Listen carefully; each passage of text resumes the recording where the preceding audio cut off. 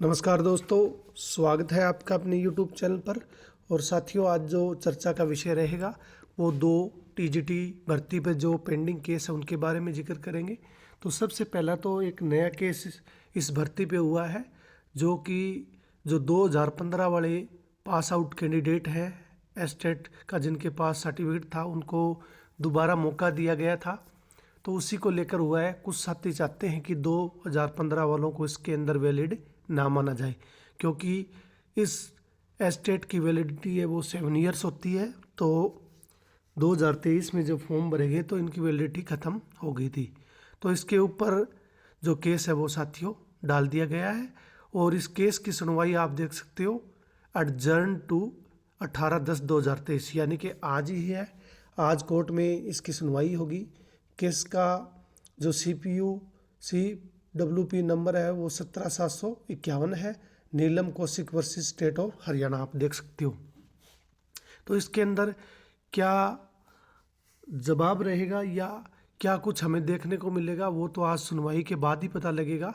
अगर आगे की डेट मिल जाती है तो क्या रिजल्ट पे स्टे लगेगा या नहीं लगेगा, तो ये तो बाद में ही देखा जाएगा। तो वैसे तो ये मुसीबत ही बन गए केस टीजीटी भर्ती के लिए। और इसके अलावा जो आप देख सकते हो कि पहले हमारा केस एक चल रहा है Jaipal Sharma and other versus state, यानी कि जयपाल शर्मा वाला जो केस चल रहा है उसकी सुनवाई कल है 19 अक्टूबर 2023 को। और ये केस साथियों एक्सपीरियंस को लेकर है। और इसी को लेकर जो वकील साहब है उन्होंने स्टे मांग रखा है, यानी कि ये भर्ती पे अभी स्टे है। लेकिन एस्टेट वाला जो केस हुआ है उसमें अभी स्टे नहीं है, लेकिन ये जो जयपाल शर्मा वाला है इसके अंदर स्टे है भर्ती पे। जब तक ये केस रहेगा भर्ती है वो पूर्ण नहीं होगी। तो एक केस पहले ही था और एक नया केस है इसके अंदर शामिल हो गया है। इसके अलावा इस केस को निपटाने के लिए या डिस्पोज ऑफ करने के लिए हमारे साथियों ने 17 तारीख को मुलाकात की थी। और इसके अंदर कुछ सदस्यों की टीम बनाई गई थी, और जिसके अंदर आप देख सकते हो कि 4 महिलाएं और 3 पुरुष, यानी कि 7 उम्मीदवार थे जिनको भोपाल सिंह खत्री से मिलने का मौका दिया गया। जिसके अंदर मुख्य रूप से जो नेतृत्व कर रहे थे वो रावत सिंह थे, सुरेंद्र रावत थे। उन्होंने मुलाकात की अपने इन 7 ग्रुप के साथ, 7 जो विद्यार्थी थे उनके साथ इन्होंने भोपाल सिंह खत्री से मुलाकात की और जवाब मांगा। तो उनका कहना था, जब वो बाहर आए तो सुरेंद्र रावत का कहना था कि कोई संतोषजनक जवाब नहीं था, क्योंकि पहले भी भोपाल सिंह खत्री से हमारे साथी मुलाकात कर चुके हैं। और उनका कहना है कि ये जो केस है वो हमने नहीं किया, ये स्टार्ट करने वाले आप ही हो। तो अब सब कोर्ट के हाथ में है, क्योंकि भोपाल सिंह खत्री के हाथ में अब कुछ भी नहीं है। जो कुछ कोर्ट से आदेश आएगा उसके अनुसार ही टीजीटी भर्ती है वो साथियों अब आपको देखने को मिलेगी। मेरा ये मानना है कि अगर होनी होगी तो दिवाली से पहले, जैसे कि मैंने स्टार्टिंग से आपको बताया है कि दिवाली से पहले 12 नवंबर से पहले पहले आपको इसका रिजल्ट मिलेगा तो मिल जाएगा। उसके बाद ये भर्ती लंबी खिंच जाएगी। जैसे कि पिछली भर्तियाँ 4-5 साल कोर्ट में रही है, उसी प्रकार ये भर्ती भी फिर लटक जाएगी। इसके अलावा एक और जो एचकेआरन के साथी थे जिनकी मुलाकात राजेश खुल्लर जी से हुई थी, जो कि चीफ सेक्रेटरी हैं इनके सीएम साहब के, तो उन्होंने जैसे एचकेआरन के सदस्यों ने मुलाकात की थी, जिस फोटो में आप देख सकते हो अभी ये लेटेस्ट फोटोग्राफ है जिसके अंदर मैं भी साइड में खड़ा हूँ। तो हम सब ने मुलाकात की थी और उन्होंने भरोसा दिया था कि दिवाली से पहले पहले एचकेआरन की भर्ती हो जाएगी। तो इसका भी देखो आपको रिजल्ट देखने को मिला है। कॉन्ट्रेक्चुअल टीचर में get offer letters by Diwali, जैसा कि कुल्लर साहब ने भरोसा दिलाया था कि 2069 कैंडिडेट्स को दिवाली से पहले ऑफर लेटर जारी किए जाएंगे।